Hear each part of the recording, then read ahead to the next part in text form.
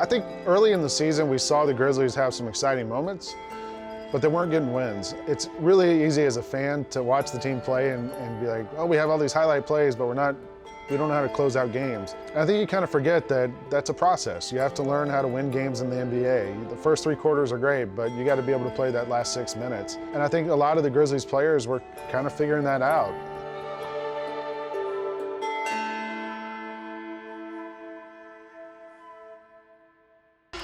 And welcome back to the banks of the mighty Mississippi River, where the Memphis Grizzlies get ready to take on the Brooklyn Nets. Learning experience after 2 games. What have we learned after 2 games? That we have to try to finish better. For 3 quarters now, we've seen this Grizzlies team be extremely good. When it's gotten to the 4th quarter, when it's winning time, and the game now becomes more of a half-court game, we've seen them struggle, but it's a struggle that you expected because winning in the NBA is a learned trait. It's not something that you just walk into. You know, we're coming off 2 tough losses against Miami and Chicago, games that we had been positioned to win, but our guys were just ready for the next task at hand. We always talk about being ready to compete every single day. This is a team that really was looking for a way to win. They wanted to come out and have a great showing for the home crowd. And when you have a superstar name like a Kyrie Irving coming into your building, that game shaped up as an opportunistic moment.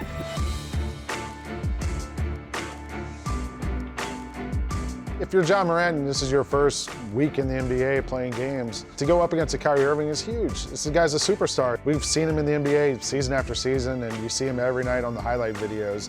And for a guy like Ja, who's a point guard, who scores a lot, who can do a lot of the same kind of dribble moves and highlight plays, there's a lot of similarities there, and I'm sure for Ja, it was a chance to go up against somebody who's at the top of their craft and measure yourself against that guy. Morant on a blow-by to the cup, scoops it in! Oh, baby, what a play! Murray State, Ja Morant came out at the end of that game. I mean, that was a game that the Grizzlies just did not want to go away. I mean, Brooklyn had a lead. They seemed to be comfortable. They seemed to be coasting along in that 4th quarter, but they just kept chipping away. Irving, Harris, blocked by Jaren! Morant picked up by Dinwiddie. 10 seconds. Ja down the lane, off the clicks and in with 7 seconds remaining. The number 2 overall pick in the draft has scored 8 of the last 10 points for the home team, and he's tied the game at 120. I mean, it was one of the first real signature moments of his career. Irving against Morant. Irving, blocked by Morant! We're going to overtime! This is the moment. You're on an island. You're one-on-one against one of the best one-on-one players we have ever seen. Well, do it on both ends, didn't it? Young fella, one-on-one defense, even with the step through, able to come up with a huge block. For Ja to stay with him and block him and then have the swag after the block.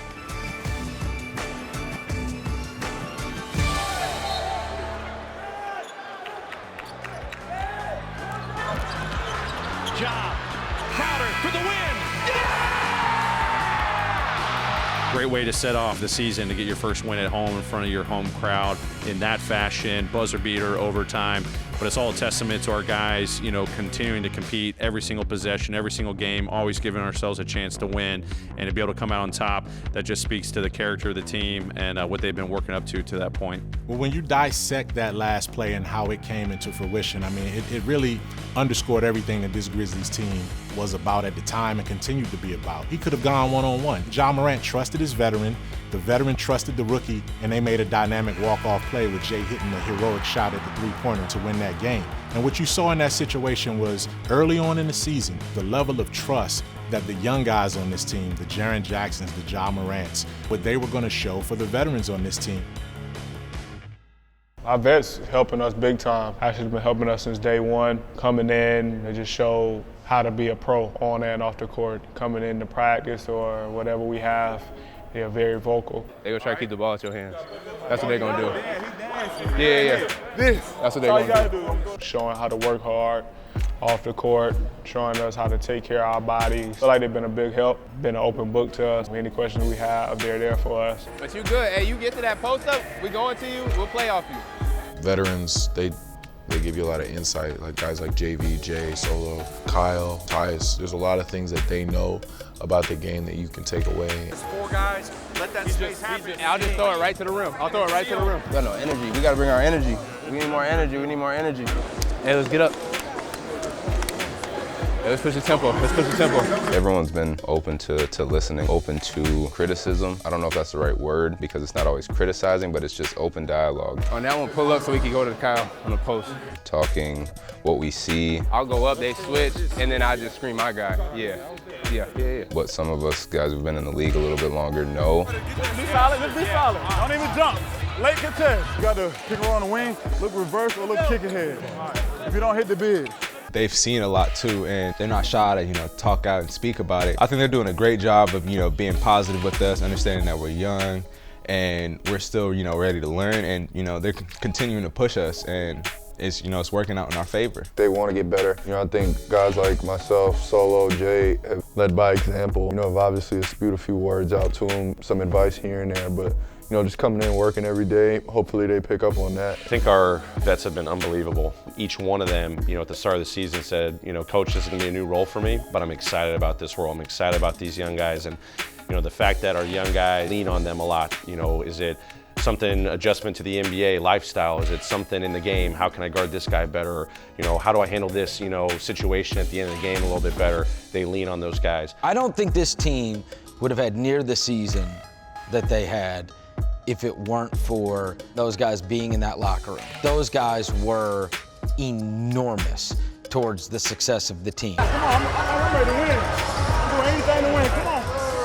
That was deep, low-key, what he was saying. Yeah, Dave. He was being real. Brandon Clark and Ja Morant coming in as rookies, they didn't know what it was like to hop on a plane the night of a loss and go to another city. It was the veteran voices that got them through. Hey, get some sleep. Don't hang out this night in LA.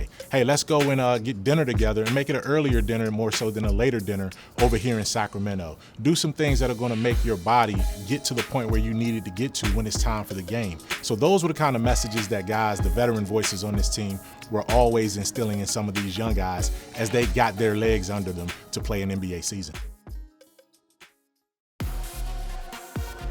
The season was not going well so far, and it was probably going to be what everybody thought was a sure loss, especially because it was Tony Parker retirement night.